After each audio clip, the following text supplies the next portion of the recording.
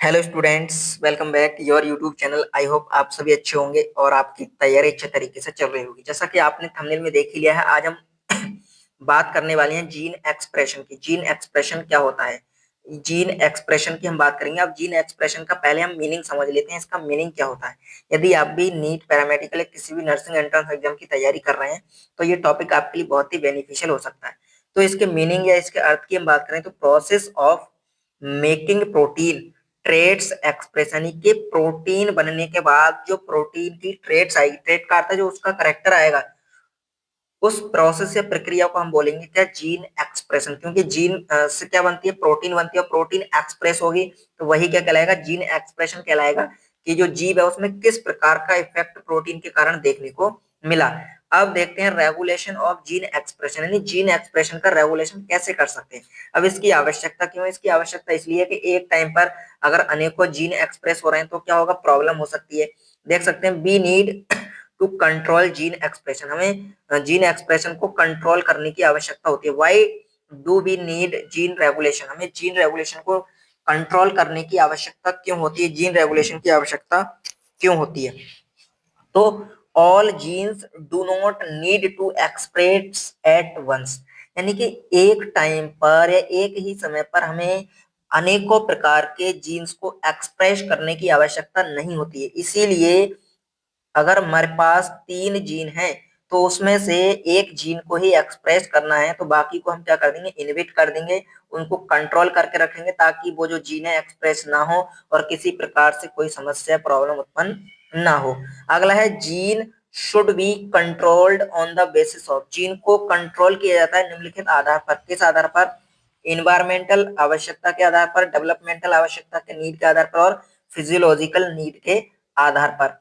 अब हम देखते हैं यहाँ पर level of gene expression, gene expression regulation, यानी कि कौन कौन से लेवल पर हम जीन को रेगुलेट कर सकते हैं, उसके एक्सप्रेशन को रेगुलेट किया जा सकता है। अगर यू कैरियोट्स की हम बात करें तो यू कैरियोट्स में 4 या 4 लेवल पर हम इसको क्या कर सकते हैं, रेगुलेट कर सकते हैं। अब कौन कौन से लेवल हैं हम देख सकते हैं। एक तो ये हमारा डीएनए, डीएनए से बना हमारा एचएनआरएनए।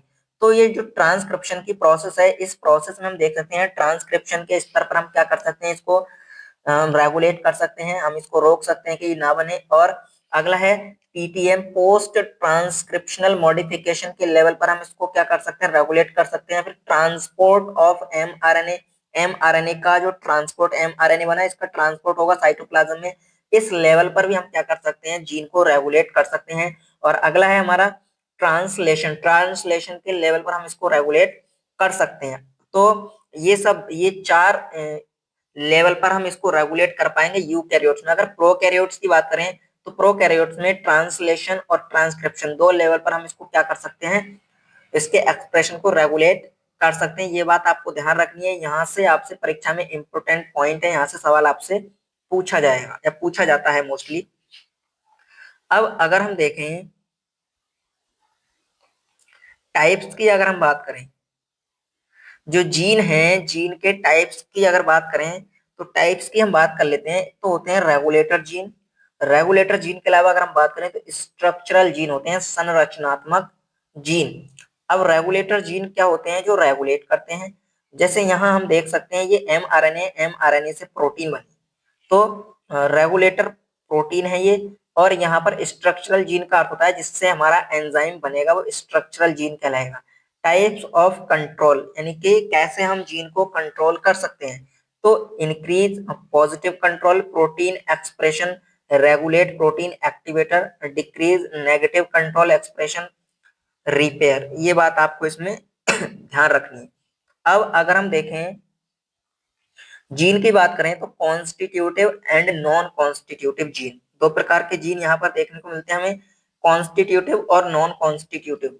अब कॉन्स्टिट्यूटिव कौन से होते हैं, जीन नॉट एनी कंट्रोल, यानी वे जीन जो किसी कंट्रोल में नहीं होते हैं, किसी के नियंत्रण में नहीं होते हैं, वो क्या कहलाते हैं, हमारे कॉन्स्टिट्यूटिव जीन कहलाते हैं।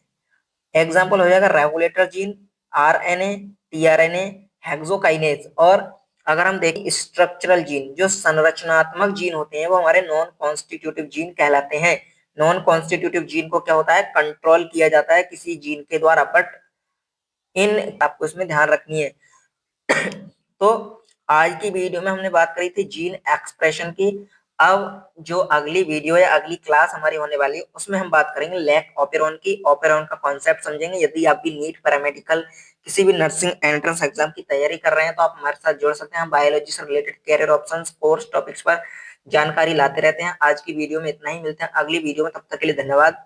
जय हिंद।